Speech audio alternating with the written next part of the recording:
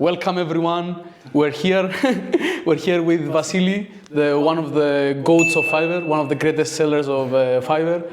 He was very kind to give us some of his time to interview him. He also interviewed Lambros, link it down below. And enjoy this interview. Ask us any questions in the comments. And yeah, we're gonna just talk. We're gonna have a nice conversation. We're gonna talk about Vasily's experience. And yeah, so for the people who don't know you, Vasily, do you wanna like kindly introduce yourself, like shortly? Yeah. So guys, thank you so much for having me now. So I feel a bit, because this happened as well. Like okay, like let's do it another interview as well. The reverse. The reverse. Now I'm me. So I started on Fiverr very long time ago now. Let's say talking about my journey now, I offer social media marketing services on Fiverr. So I have, now it's like 27,000 orders completed, 15,000 buyers, made 2.3 now, but soon will be $2.4 million on the platform. And right now I'm making $38,000 on Fiverr at this per month. Yes, at this current moment. Sometimes I was making $65,000 per month. Some months been $10,000. So it's been a roller coaster. Yeah, roller coaster for me. But we can talk about it, and you guys can ask me anything. And hope for the audience will be also useful to see it and to learn from it, hopefully. Yeah. It's nice being to someone being so upfront and honest as yourself, because most people, they might hide their income, or they might pretend that they make more than they do. We don't like those people, but it's nice being with such an honest person as yourself. Would you be like comfortable speaking with your upbringing, like how you started Fiverr, what you were doing before Fiverr? Yeah, of course, we can talk about that. So actually, it's interesting because I need to kind of look back at many years. But I started when I was in the US, in the university. So I was playing tennis there. I was studying in the US, and actually a little bit before that, I tried Fiverr in 2014. Just to offer services, like a logo design, because it was one of the most popular gigs at that time. So I was like, okay, let's give it a try. I also remember gigs for reviewing the apps on the App Store. This was also popular. Afterwards, Fiverr kind of removed it. But I was just trying to explore, because the marketplace was so. You could offer many things. At one point, they were offering, you can offer flyers, giving flyers on the street. Yep. Although I think it caused also a lot of issues, because with government rules, some countries, some cities, they don't want you to just put flyers, everywhere. Yeah. But those were the gigs back then, and that's what I had to look. I also looked at the SEO stuff, because that was also a very popular gigs at that time, but there was not really social media gigs. So that's something I haven't looked back then. And that's where I tried first Fiverr, logo design. I got the first order, I designed it, created a logo. I don't know, the buyer was happy, as it seems. But me looking at this now, I could say that was complete shit, so the work wasn't great, but I was young, it's just, you grow, you learn as you go. So. But then after that, I took a break, because these things were not maybe something I like to do, like designing and stuff. And then eventually I was playing tennis, I had my coach, he was running his own business, and he was kind of asking me, hey, can you help me with Instagram? Can you help me with growing Instagram and stuff? So I was just trying to, I liked Instagram back then, because I actually was starting this a niche pages on Instagram about travel, about Marbella as well. I have this page, Marbella for Life. It has almost 100,000 followers now. And back then I was training in Spain as well. In the summer, I was playing tournaments in Spain. I like the whole thing with Instagram. So I said, okay, let's do it. I started to create this a workout tips, I don't know if you remember, 50 push-ups, 20 burpees, you had this picture of someone, and you will write 50 push-ups, burpees, all that stuff. So we started to do that. And then at one point I actually ordered some gig on Fiverr. There was someone selling how you can monetize your Instagram, Right. And there was a guide. So I purchased this guide on Fiverr, and then in that guide there were a lot of cool things. Where like resources that I can go and find some cool things, systems, and things I could potentially use to grow an account. And in that guide, it gave me a lot of directions where I could go. So one of them is a blackhatworld.com forum. It's I mean it's a crazy name, but obviously it's a very actually big digital marketing forum. I mean there's actually I don't. Well, now there is no Black Hat stuff, there, but it's called Black Hat World. So, I mean, you can go there. It's actually a good place to find a lot of things for marketing, because it's also like a marketplace. So even if you go now, you will find, for example, services that what I do, but you'll find they're much cheaper for like $30, $40 per month. Okay. And they have their own systems. And you can potentially use that and you can sell it to your clients, for example. So back then, I found a lot of things there, and then I started to test it out. I started to see how it works, and then that gave me an idea to come up with a service that will actually provide results and actually be available for clients. So then in 2016, 16, I went back on Fiverr and I opened up Instagram Growth gig. So, and since then, that's kind of like been one of my main focuses there, but in social media in general, because we also do content and stuff. So, but yeah, that's maybe how things kind of got started. Yeah. The story, I haven't really told this maybe like in that detail, so you guys are having this sort you of... heard it here first. I watch your videos all the time, and I'm just learning new details right now, actually, after all those videos. That's why this interview is exclusive. For X community. X only. Maybe YouTube. I don't know. Maybe YouTube. First it's gonna go into X though, so show some priority to X, and then maybe we're gonna drop it on YouTube as well. Great. Yeah, thank you for sharing your story with us. Seems like you got lots of experience. Do you wanna talk about what things you like about Fiverr and things you don't like, maybe? Like some good interactions, bad interactions? We're going straight into the, of course. the best. Of course. Let's start with things that maybe I don't like. Of course. So one thing is, actually we spoke with you before that, Fiverr like is really, really protective with things that, can happen. Let's say you have, I don't know, someone message you on Instagram, someone message you on X, this can be a client. Like, I think Fiverr should definitely be kind of like easier with that. I think they're doing okay job because we can share YouTube. But actually that doesn't really make much sense to me because we can share YouTube, so I can tell my clients, hey, check out my YouTube, and then when they check out my YouTube, I can have it linked in description to my website, and then I can just be getting clients that way. Twitter, Instagram, and they message you on there. So it's maybe not much logic there, but I hope after this video they're not gonna remove YouTube. Because that will be not good, Imagine. Yeah, but so that's the one thing, is that Fiverr is kind of like very protective, but I understand because they have rules. We spoke, for example, the way that they have this like a tips system, because people will be saying like why they take 20% on tips, but it's very simply because otherwise people will begin abusing the system, so they'll be like, buying for $5 and then tip $100, and then you get like so probably for this social media thing there has also some reasons behind it. But I definitely not so happy about that. The other thing is the subscriptions. For example, when you get a subscription order, we don't have enough flexibility. So that means that we can only cancel like 10 days, not earlier than, you understand that it has like a 10 days limit. So if it's like less than 10 days, we cannot cancel subscription. So that's kind of like a bit strange. Yeah, what's the reasoning behind that? I'm not quite sure. I don't know. Maybe 2 days will make sense because, I don't know, something like that. Okay. But still, I think they should be cancelled at any time. Even if it's like few hours left, we can still be, if you want to cancel, we cancel it. Because I feel like we sellers know the situation much better with the buyers. Like we, for example, the buyers say, hey, I don't want to do this. Or sometimes I would say, I get a message from buyer. I feel like he doesn't want to go for the second month, And what I'll rather do, I'll rather provide him some, extra time, still work on this first month, so we can completely reach the goal that we set and everything.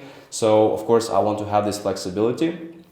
The other thing is that when I send subscription offers in the app, when client sees that on the phone, they cannot accept it. Yeah. They have to there's like a link, like Vasily send you an offer, click on it, and then it opens up this like a browser, and they have to log into the Fiverr in that browser. So that makes things also not very user friendly. Annoying. Yeah, and I've been kind of upset because they push the hourly rate in the app. You can actually charge hourly rate. You can send that offer, but not the subscription one. And the subscription one has been there since like 2021, I think, or even maybe earlier, around that time. So those are the things. I think. Well, I mean, I know there are a lot of other things, and probably because we are like top rate seller, we don't really see those things. But I'm sure there are a lot of things for freelancers at the beginning that their journey is more painful. Probably they can get warnings a lot easier, or their requests can be seen. So I feel like there's probably for freelancers who are watching this for like level 2, level 1, maybe they can agree. But I think there's definitely a more painful journey for them. So they have to kind of like survive this period until they reach top rate seller. I heard recently they give a quota, specific quota for how many top rate sellers you can have in that year. So I don't know, this is something new. I heard about it. If it's true, I think it's also not maybe very a good thing, because if they only give like a certain amount of, because I heard some people are waiting for like 2 years and stuff, and someone will tell me that it's because they have specific number of top rate sellers they can give. So I don't know, this is also can be a bit tricky. Other than that, well, I think we're spending on bad things a lot, but I mean, those are the things. To be honest, I'm not really, I mean, I think there are a lot of things that are maybe not so significant, but they are just part of you being on a platform. So like you have to accept that you're on the platform, so you have to follow the rules of the platform. Of course. So when Fiverr, for example, when I'm not so happy about there's some things, I mean, of course, we can report them, we can talk to them with a success manager and stuff, but I feel like at one moment we just need to accept it, and we just have to adjust our services or our journey based on those changes. So talking about the good things, of course, we are getting like, if you build your reputation on Fiverr, you're gonna get buyers coming to you. So you'll be getting consistent, like even now, for example, we probably got like maybe an order or 2 orders just, while I'm here on this interview. Overnight as well, we're getting orders. Like every day, I'm getting between, let's say 7 to 15 new orders every single day. So that's like a high number. And of course, that's because of people are just coming to the marketplace. They're seeing my gigs, they see my video, they are like, okay, this guy is legit, this guy is, has some proof, and they are ordering. So this is like a really great funnel for you to get more clients. Of course, it's great when you have those clients. It's not so great if you don't have traffic. So, I mean, so we talked with you about that as well, that, it takes time, you have to be patient. Yeah, be patient. But overall, I'm happy. Like, I like that it's easier to close clients as well on Fiverr. I feel like if they have been a past client, or because they already have a payment information on file, so it's kind of easier for them to make that purchase, so they already bought some stuff others. So I feel like it's great a platform to close clients when you have even this first message. If you do a good job on that, responding and explaining, you can get a clients much quicker than if you will get it directly, because directly there's maybe calls, maybe back and forth. Fiverr also has these calls, but you can avoid it. I mean, I'm not offering any calls, no intro calls, nothing. So I'm just sticking in the message. And overall, the biggest thing I like is that it's a huge, like you said, proof, So when I'm on the platform, I can showcase transparently to all of you guys that, okay, this is what I'm doing. It's no fake Stripe, things, and it's like your journey is authentic. And that's why I'm still pushing Fiverr, because I feel this is great to attract other people, and this is also great for my own reputation, that I'm not just like kind of like bullshitting, and stuff. So exactly. I'm actually showing what is done in my. So I'm going to be definitely more invested in the platform, probably coming years. So yeah. So Sounds good. Nice, nice. Do you have any other plans, maybe in the next 5 or 10 years, as to how you're gonna take this, and maybe overall your company as to which direction it's gonna go? Yeah, I mean, it's a bit scary to think 5 years from Yeah. now, 10 years. I don't know. I mean, hopefully. You surely have a plan, I mean, I don't know. It's actually or an idea. I actually don't have a plan. I have a plan just for where we're going this year. The present. Present, but talking. I think in that time. Well, I mean, it would be nice to still have that proof of Fiverr. I don't know. Like, it's all gonna depend. Like, if my account will be still alive or not after this interview. No, I'm kidding. Stay tuned to find out. Yeah, because I already had some issues, in the past. Yeah. With that, I mean, you guys can always ask me about it, but yeah, I don't know what's gonna happen because we are on a platform, we have to play by the rules, but essentially it's the Fiverr call that if we're gonna be on this platform or not. Yeah. But I would still like, of course, to be on Fiverr to still showcase my services. But of course, I'm trying to explore other directions more. I'm really passionate about YouTube. I mean, you guys, we talked about that. Yeah. I want to continue growing that sort of direction with YouTube. I think there will be more opportunities from the YouTube as well itself. I feel like the channel I have is definitely bringing some impact, positive impact, or at least I see the results. Like people are watching, subscribers. So this gives me a huge push as well. That maybe in the next 5 years this can be even a bigger platform. This can be like, I don't know. I mean, I like when I look at, for example, Stephen Bartley, the Diary of the CEO, because we were actually filming him. Fiverr actually ordered a service for me because I had a video production services before, and they ordered the service for me to go and film Stephen because they organized this event in London. And it was funny because at that time I was also invited to New York Stock Exchange, and this event was at the same day. Oh wow! Really? So I had to me go to the New York Stock Exchange, and then my team they went to the London and they filmed there, and then basically that's how we kind of handled this situation. It was pretty cool, but that's also thanks to the team. Of course, when you have your team, when you have people that can rely. And it was great. I mean, the project turned out to be great. But I like how Steven kind of his journey went, especially with his podcast. I think the things he's doing is great. And my goal is I want to try to showcase more of the Fiverr stories, Fiverr sellers. I feel like there is not enough community here. And of course, I'm not saying to myself oh, I want to be that kind of person, but I'll be really happy to see more people doing similar things, showing the stories, because I think the more people do that, the stronger we become as a community. Of course. And we can build some cool things in the long term. So that's why I'm encouraging everyone to start a YouTube, and start this journey, or I don't know, even X. I mean, it is amazing platform. Just talk about your freelancing journey. I think that's really important. So yeah, I mean, I would like to see where the YouTube will go. I'm working on other projects like the SaaS project as well, that these kind of things I'm testing out, maybe we talked about courses and things, but I think I can maybe also build something interesting for people who want to learn how I do the services we spoke about with you. It will be very valuable as well to have. But I don't know.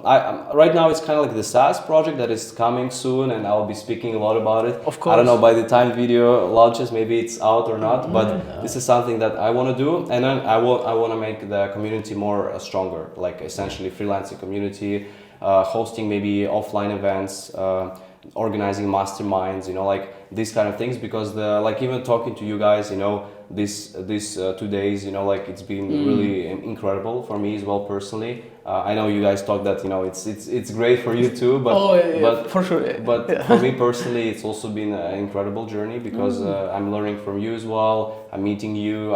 We always can come up with ideas. And so I think that's always priceless, there is no money value on these kind of interactions. So I would like to have more of those as well in the future. So I mean, I guess and then we'll see, maybe more things can be built from that, but that's maybe the main things. Hopefully, yeah. Well, it sounds exciting, yeah. I want to ask you more about your personal life, but we should leave that to later. I'm sure you have more questions about Ask me his about Fiverr. the personal life, actually, I'm curious. Go ahead and ask it. So, people probably watch your videos. I mean, if you don't know Vasily so far, what are you doing? He talks about his Fiverr journey on his YouTube channel, but we want to know more about a bit your personal life, like not too deep. Like outside of Fiverr, what do you like doing? Like in your spare time? Yeah. Like what do you like to do outside of Fiverr? Yeah, I mean, honestly, yeah, it's I would maybe love to do more things, but still, you know, like it's kind of like work is taking a lot of time, and it's not necessarily. I'm not like it's not like I'm disappointed about that. I'm happy because like for example, talking about my Fiverr, things are handled in a way that I have a good team, person who helps me with the messages and stuff, and you know, like order fulfilling as well. So these things are handled, but like outside of just the Fiverr operations, of course, I'm always, you know, have some other ideas, and I'm always kind of like in the work mode. But honestly, being a person in tennis, I played tennis before, and I like sports. I like in generally like, you know, working out. I mean, I'm living in Belgrade right now in Serbia, so I'm, you know, working out 3 times a week. I mean, that's always, if weather is nice, we'll go out and play like paddle, tennis, or some other activities. Is hopefully now. I mean, now the weather is getting. I mean, it's still cold, but you know, it's getting. It's actually sunny right now. Yeah. Yeah, now it's getting the sun is out, but it will be probably like in April. It's going to be much better. So I'm trying to do more things outside, of course, spending time with my wife as well, because I'm also like a, you know, family person. So I mean, I have also. I mean, we you know, luckily like we work together as well with things, so we spend a lot of time together. But I like to really spend time with her, to go together on like you know, some places, maybe explore as well if we can travel somewhere together. I think those things are important, especially I'm really thankful that I'm able to do this job because I can spend time with like my family, and in the future, you know, hopefully of course we all want to have kids, you know, and that's gonna like be, but it's gonna take a lot of more time, you know, with like when the kids are, you know, so it's normal, but those are great things, of course. And generally, yeah, I mean, I don't know, I'm not like a person to like, let's say, going out or maybe meeting too many people or friends. Like I'm kind of like I have my close circle, you know, like, and I'll rather like just spend time with Mila, like my wife, and we'll just go somewhere together rather than just like, you know, hang out with friends. I don't really have a lot of friends. You know, like some people that I have, and I mean, of course, they're related, like, let's say with the work, can be Fiverr, can be, you know, like, you know, related to like, I don't know, freelancing, my freelancing journey, but still like connected to like, I don't know, I have a lawyer, like sometimes we can hang out together, you know, as well.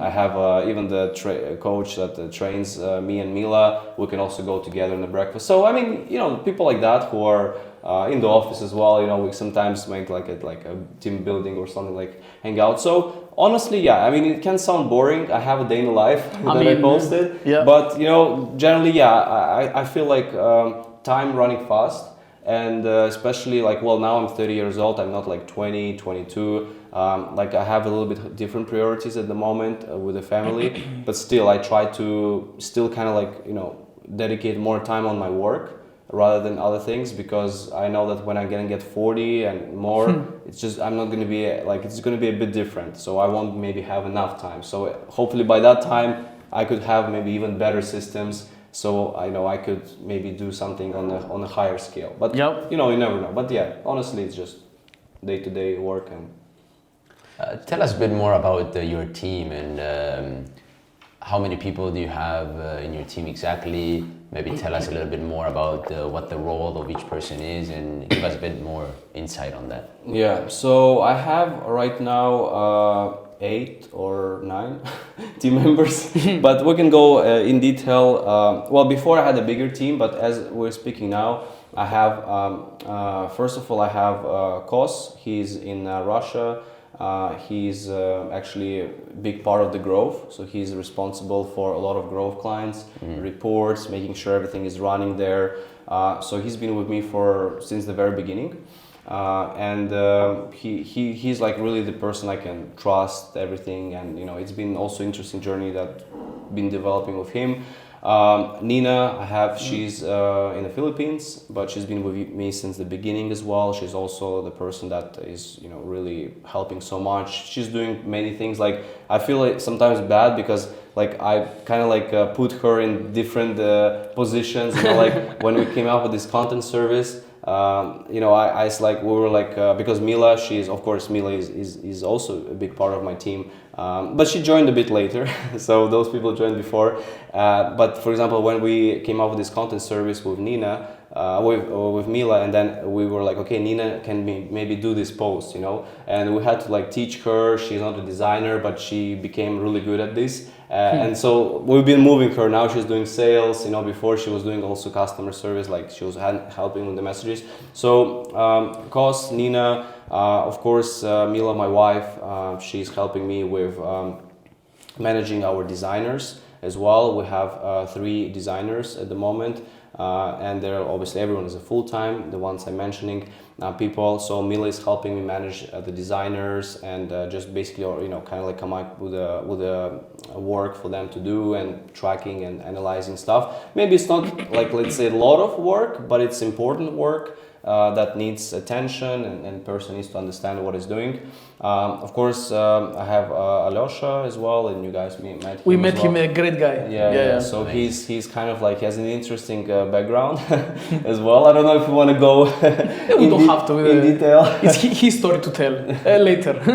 Yeah, because I don't know if he wants, but he has an interesting background. He's been obviously involved in the messages, communication, sales. He came up with the good systems as well that currently are working. So yeah, he's a big part of that. Also, I have Nikolai. He's actually helping me with all the edits, you know, the YouTube and all that stuff. So I mean, so he's also someone he's working with me. And yeah, so it's about like 8-9 people so far, including me. So it's like, it's a compact team, I would say. In the past, I had a bigger team. I had to let go people. I mean, you know, it's a normal practice. Sometimes it's painful to let someone say, like, you know, that sorry that we cannot work together anymore. So yeah, in 2019, I had about 20 people, and I had to let go a lot of people because I had, you know, problems on the business side. Things went to shit, you know. So it's been very painful. But after that, I was like more like an idea of being more like a solo. You're in control of things. And then from 2020, maybe 2, yeah. So because 2020, I was just in my grandmother's house because after all this Fiverr collapse, I just had to be like, you know, alone and realize what I want to do. And then 2021, I kind of like started to be back on track. And then I started to build again team slowly. So now I feel like we're in good shape, but it's definitely, team is needed. So probably I think in the future it will grow more. But this is so far regarding the Fiverr and the agency stuff. So those I hope I didn't forget anyone, but yeah, it's always harder when You're gonna be crying right now. Yeah, well, I don't know. Yeah, well, sorry, it's interview. You know, the head is thinking differently when this. Yeah, of course. I'm actually wondering with all the designers you have and stuff like that, do you get requests about platforms other than Instagram? Like, does a client come and ask for a LinkedIn or TikTok content management service or TikTok or anything like that, and do you accept such projects? Or? So when they come for content, we create content for Instagram, Facebook. I mean, it's the same post. It's like a square. Well, now it's a portrait because Instagram changed a bit. So we create it for Instagram, for Facebook. We also do it for LinkedIn as well. It does work, so we create the same. We do it for Google My Business, but we adapt a little bit, so it's different. We also adapt for Pinterest as well. So we cover those platforms. Like for example, X, we did it, but then I was like, okay, maybe we should not, because we have to also always edit the caption because it's like short. You know, you cannot. It's just like when you use the scheduling platforms. I don't know. Most of those scheduling platforms, they still kind of like. Don't allow you to have this like a long detailed caption, on X. That's like an issue. So we always have to adjust it, like make it shorter. And in the end, I don't know, I feel like what you are doing, what you both are doing on the X service, I think it makes more sense because you're like talking more about storytelling, authority. For us, our service is great. We're more on design. We're focusing like on the actual design. So I think we'll maybe reconsider X in the future, but for now, yeah, those are like Instagram, Facebook, LinkedIn, Pinterest, Google My Business. So those are Alright. the platforms we're mainly focusing on. Are most of your clients businesses and companies, or do you have individuals looking for a personal branding type of approach? Yeah, so for Instagram growth, we work with all accounts as long as they're like in the legal, Of course. stuff. So nothing like illegal. But yes, we do have a lot of personal brands on Instagram because actually this service that I offer does work much better on the personal brand versus the business, because when we are interacting with other people, they're following back because they're more motivated to follow a person. For example, let's say if I would have Knock Media at my agency and I grow it, of course, people are maybe not so motivated to follow. If I'm growing my personal Vasily Kichigin Instagram account, they're more excited because they're like, oh, this guy's like doing this or doing that. There's like, it's a person behind it. Yeah. So there's a difference there. But for the content service, it's mostly businesses because we work with like health and wellness. So it can be like a medical clinics, can be beauty salons, it's more like a small businesses oriented. We have some personal brands, but usually it's not like, they can come, they will be still happy, but maybe they're not going to be staying for too long because it needs to be something different for them. So yeah, like that's what I would say. Fair enough. Nicolas, any questions? Yes. To bring it back to your personal, I like that you mentioned the working out and exercising 3 times a week. We get lots of people asking it if is exercising worth it, and we see lots of people who prioritize work, and then when they are content with their work, maybe like in the 30s or 40s, then they remember exercise. So what do you have to say to those people who don't prioritize health but they prioritize business? Yeah, this is a good one because I spoke with in Spain I have also this coach since the beginning, and when I go there, like we always train together and we talk about that, and I have this video on YouTube. We just decided to record this like a talk on the treadmill. Yeah, it was on the bike. Yeah, on the bike. Yeah. So, but it's very important, honestly, And as much as you will think that, okay, like I need to go to gym, I'll wait like 1 hour, 2 hours, pass by and I can still finish work. Most of the stuff, like it's just in your head, like for example, just taking that 1 hour, 2 hours is not going to kill your business, but it's going to help you recharge. It's going to help you be a bit distracted from work, just in a good way, like so you can just think about things. Maybe you have something not good is going on in the business, and that will help you rethink better with a fresher mind, and you can take more like appropriate decisions after that. So it's must. But again, like you can start with simple things like just like even like walking. Even actually you probably have a lot of things because you're like an athlete, an active athlete. Yeah, more extreme stuff. Yeah. But you can start with like walking, like going, just doing some exercising. You can start even with like push-ups in your room, just walking, doing. That's how we all started. Probably those YouTube tutorials, how to get a six-pack in like 30 days, like doing like abs on your in your room. You can literally start from anywhere. And Vasily said in 1 hour is not gonna hurt your business. You can even exercise for like 30-45 minutes, and it's gonna be like great for your health. Yeah, but I like the activities, like for example, play like paddle, play like tennis, play some other things. Golf. It can be also just to kind of like for some people who like. So it can be anything. Play football. Play basketball. So just finding that hobby, activity, maybe with some people, and starting with that can be a really great thing, and maybe. Then maybe it can turn out to be as a bigger hobby, because I know like some people, they go into like even competitions. They're kind of like not like pro competitions, but they're like, for people, let's say who were pro or who are just their own leagues, like you have like in tennis as well, in many sports, you can just go and compete, at the tournaments and stuff like that. So I'm really up for this idea. I think this is extremely important. Nice. I have another question. Go ahead.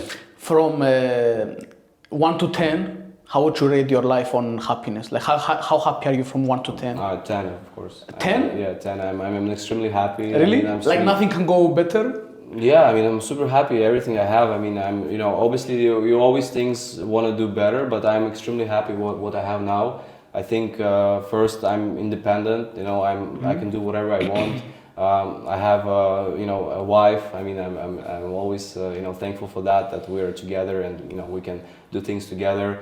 Now we're living in not the country that we are from. Like I'm from Russia, but due to the situation, we're living in Serbia. Obviously, we had other plans, maybe living in Spain, stuff like that. But we're really, really happy, here at this current place. So we'll see what's going to be next. I don't know. It's sometimes in life, these things, it can hit you at one point, and you're like, okay, I need to change things. But yeah, I mean, I'm super happy. I mean, of course, we always want more. Like, let's say we can have more from income standpoint. But honestly, I'm extremely happy, And even when things will go down, I mean, I'll still appreciate good moments, and I'll be like, okay, let's try to come up with something new, Because at the end of the day, like we're here, like I feel like we're living in this world, and we are just like. It's every day is an adventure and every day is an opportunity. Of course, like let's say the money stuff, like unfortunately, I mean, it is important in life because, still like we have to be, paying things. But other than that, I mean, I feel, yeah, if you're free, if you're, independent, that's the best thing you can have in life. That's good. Yeah, I was gonna ask you like a second part. Like if you said like, oh, my happiness is like 8 out of 10. I was gonna ask you how can we make it to a 10? But you said 10, so I mean like kind of like. No, I mean to make it more happy. I don't know. Yeah, it's hard to think, to be honest. I think like I feel I'm in control of my life. So if I want to make it more happy, I mean I need to to do things. But overall, I'm really happy. I'm happy you guys came and just to talk to you as well. I mean, that made me, even more happy, to have, people chat about their business and Fiverr and freelancing. So, all right. Yeah. Okay, final question to close this thing out, because we're both busy people. We're all busy here. For someone starting out their Fiverr journey, what tips would you give them? Don't start. Find another career. Just find something else. Yeah, I mean, for the people watching who are like level 1 or level 0, what tips would you give them to? I mean, no, definitely. Of course, I'm joking. I think Fiverr is great, but you can start Upwork. You can start like other places. Because for some people, what I'm hearing is that they're saying Fiverr is good, but some people say Upwork is better for them. So it's all trying out, like you were saying as well. Like just try as many things as you can. But if we're talking specifically about Fiverr, I would say, definitely experiment on the services, because it's much more competitive than it was before. So if you're thinking that like logo design, and you also be mentioning that probably it's really going to be competitive. So you have to find, I think like AI services, you definitely can find a lot of potential there.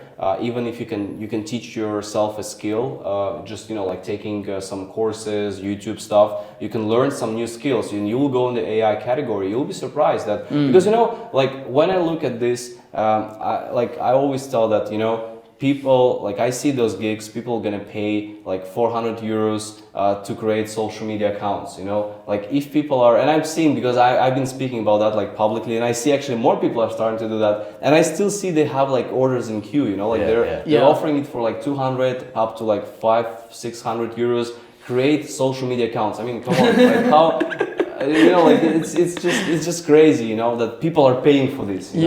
So that means there are just so many services that you can do that will take you probably like a quick, time. But doesn't mean that you need to just focus on those services. But I'm just saying that there are opportunities out there, and you should look for other services besides logo, even besides social media, because now it's getting really crowded. So look at other options that you can offer, but also don't like prey on Fiverr, because Fiverr can be great, but it's not going to be great at the beginning, and this journey is turbulent, So like if you are not doing so well now, I will explore other options. I will explore maybe building your personal brand outside. I will explore trying to connect, because you need to understand Fiverr is like a huge traffic channel. So try to replicate this on YouTube or on X. Try to also have that you have a brand and people find you from X or from YouTube and then ordering your services, So I will maybe work on, because that's an interesting game, it's going to take some time, but it's going to be good, because we talked like with Florian, another Fiverr seller, like he's getting clients, like he's just posting designs and he's getting clients from that. I mean, On Twitter. Yeah, on Twitter. Like he found his sort of like a secret sauce. So literally what he needs to do is create the designs. Obviously he will have designs because clients are coming back, and just post those designs on X, and that's it. Like new social media design for, I don't know, for a car rental, a new social media design for, I don't know, whatever, you know. Yep.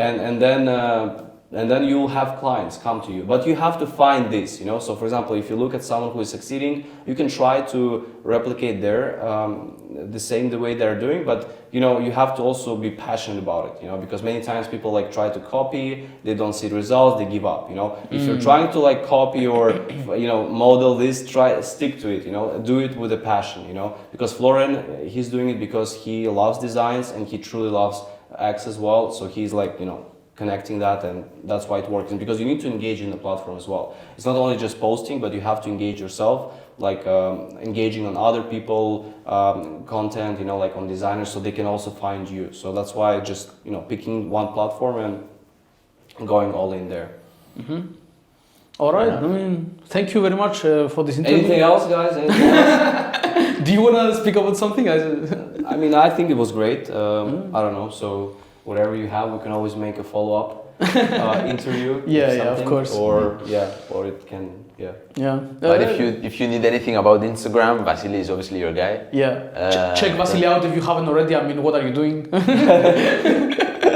Sleeping or what? Yeah. All right. No, but thank you guys. Thank you very much for your time, Vasily. And for generally this experience that we're having right now in Serbia. We're incredibly grateful for that, and thank you so much. Yeah, thank you guys. It's been a pleasure.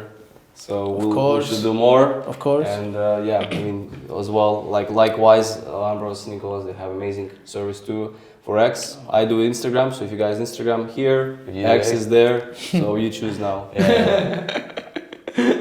All right, nice. Sounds good, man. Oh, this is fantastic. How much time was that? I don't know actually. We ended up too early? Oh, 42 minutes. Whoa. 42 minutes.